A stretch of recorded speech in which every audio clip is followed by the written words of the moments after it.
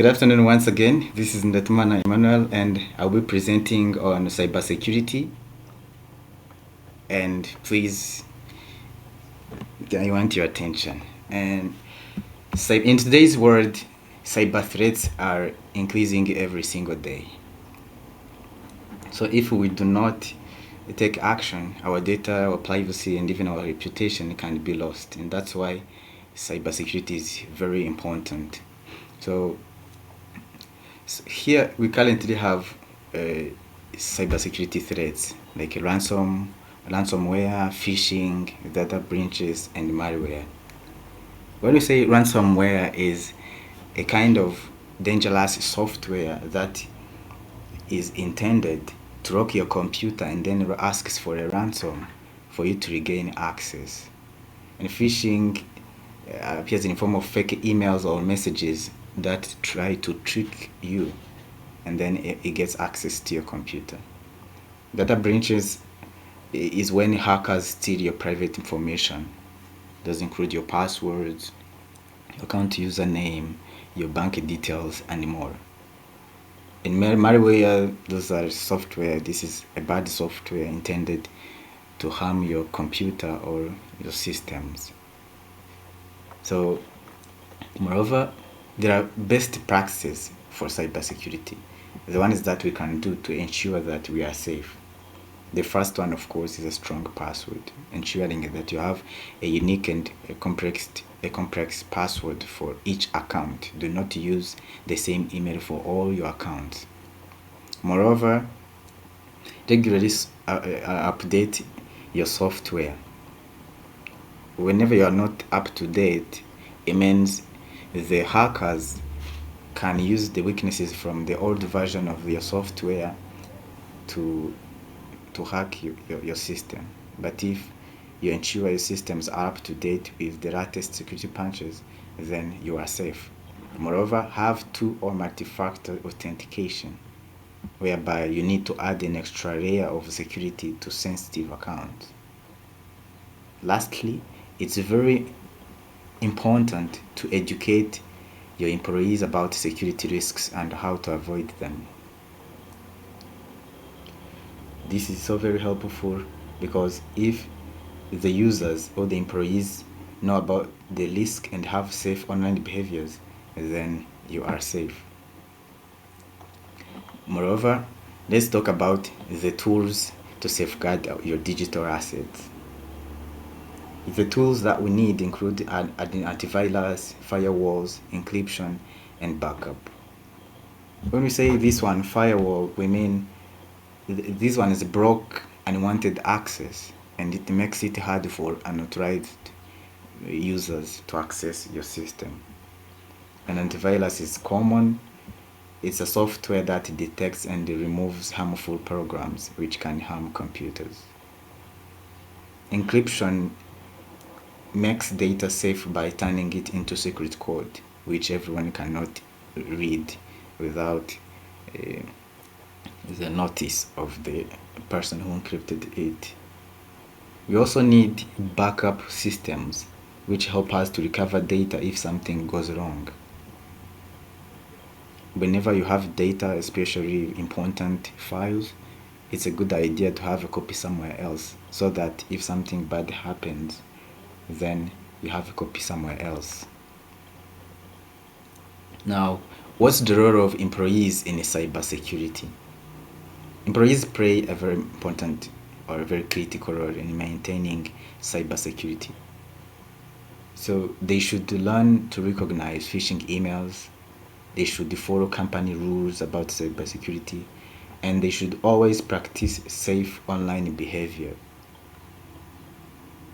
In fact, employees are the first line of defense against hackers, because if they navigate the internet safely, then your systems are safe. Now, what can we now say about data privacy and the compliance? Cybersecurity is also about following the law. For example, this law of GDPR compliance, and this one protect the data of European Union citizens. There is also CCPA regulations, which protects the data of California residents. So, and also data encryption, privacy policies, and more. By protecting data, companies can avoid fines and build trust with customers, because if you do not follow and comply with these policies, sometimes companies can be fined. Now let's go to incident response plan. If an attack happens, we need to respond quickly.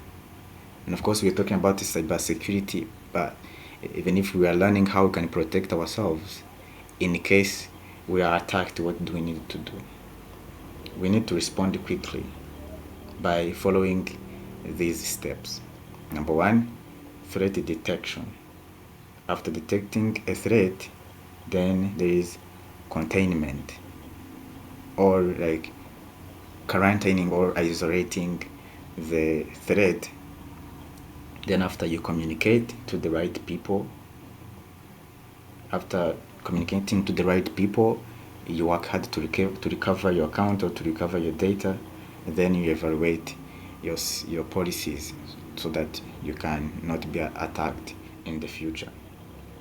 So being prepared reduces the damage and helps us recover faster. Now, let's talk about cybersecurity trends. So there is AI and machine learning, zero trust security, cloud security, blockchain for security. And this is because cybersecurity is always changing, as the presenters who presented before me said. So some current trends include these ones, and these new tools and ideas are shaping the future of cybersecurity. And now let's check our knowledge. Before we check our knowledge, let me summarize a little bit what I talked about. Cybersecurity protects our data, systems, and networks, as I said, and it reduces risks, it builds trust, and ensures our data is safe. So by following best practices that we said before, like having a strong password, having two-factor authentication, and more, using the right tools like antivirus, firewalls, and more, and also making sure that you're prepared for the incidents that might happen, then we can stay safe online. Thank you so much. The question number one here is, why is cybersecurity in today's digital world? Why is it essential in today's digital world? Is it because it's all down internet usage, protecting sensitive data and systems?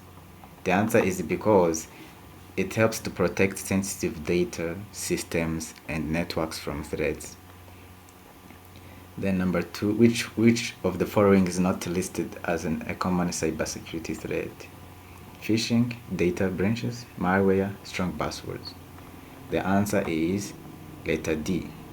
Strong passwords is not listed as a common cybersecurity threat. Number three, which one of the following is considered a best practice for cybersecurity?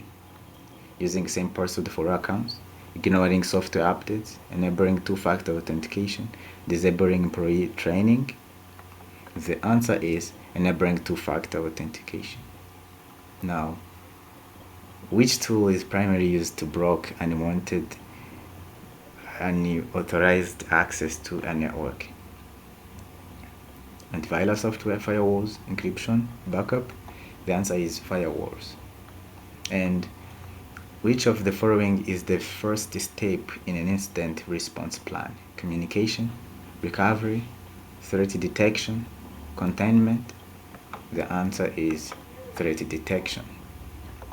Thank you so much. It was nice to have you here. I appreciate you for your attention. My name is Chairman Ndatimana. Until we meet again, keep learning about cybersecurity.